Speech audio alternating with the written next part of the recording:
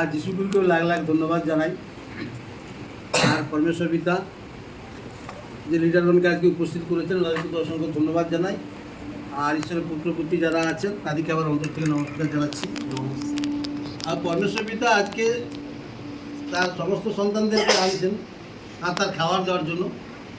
আর পরমেশ্বর পিতা তো এতক্ষণ আত্মার খাবার দিলেন, আমরা গ্রহণ করলাম। আর সেই খাবারগুলো খেয়ে যেন আমরা সর্বদা আত্মা হিসাবে চলতে থাকি।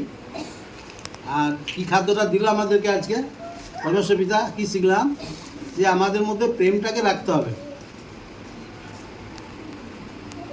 প্রেম হলো সর্বশ্রেষ্ঠ, প্রেমকে সর্বশ্রেষ্ঠ করে দিয়ে গেছেন পরমেশ্বর পিতা। অতএব প্রেমটা আমাদের মধ্যে রাখতে হবে। প্রেম ছাড়া আমরা এগোতে পারবো না। ঈশ্বরের কার্যে স্বর্গরাজ্যে পৌঁছাতে হলে আমাদেরকে প্রেম আমাদের মধ্যে রাখতে হবে। আর সেই প্রেমের কথা পরমেশ্বর পিতা বলে দিয়েছে। আর পরমেশ্বর পিতার ভবনে তো আমরা আসছি, কেউ বলছে হাততালি দিতে যাচ্ছে, কেউ বলছে ওই খ্রিস্টান চলে যাচ্ছে, অনেক রকম কমেন্ট লোক বলে পাশে থেকে ঘুরে। আর আমরা কি করি? ভীতু হয়ে যাই, ভয় পেয়ে যাই। পুরাবেরি তাকে রে, আর কি পুরাবেরি একই যা মরে গেলে। তো এরকম নানা রকমভাবে কি আমাদের মধ্যে শয়তান কাজ করে।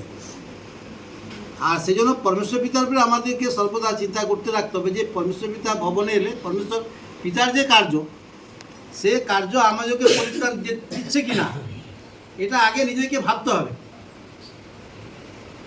পরমেশ্বর পিতার ভবনে যদি আমি যদি পরমেশ্বর পিতা যিশুগুরু খ্রিস্টান নয়, আর আমরাও খ্রিস্টান না, আমরা ঈশ্বরের সন্তান। আর খ্রিস্টান বললেও আমাদের যেন কষ্ট পাওয়ার কোনো কারণ থাকে না। প্রকৃত মূল বিষয় যে নিজেকে পরমেশ্বর পিতার ভবনে আসার কারণ হচ্ছে নিজেকে পরিবর্তন করা।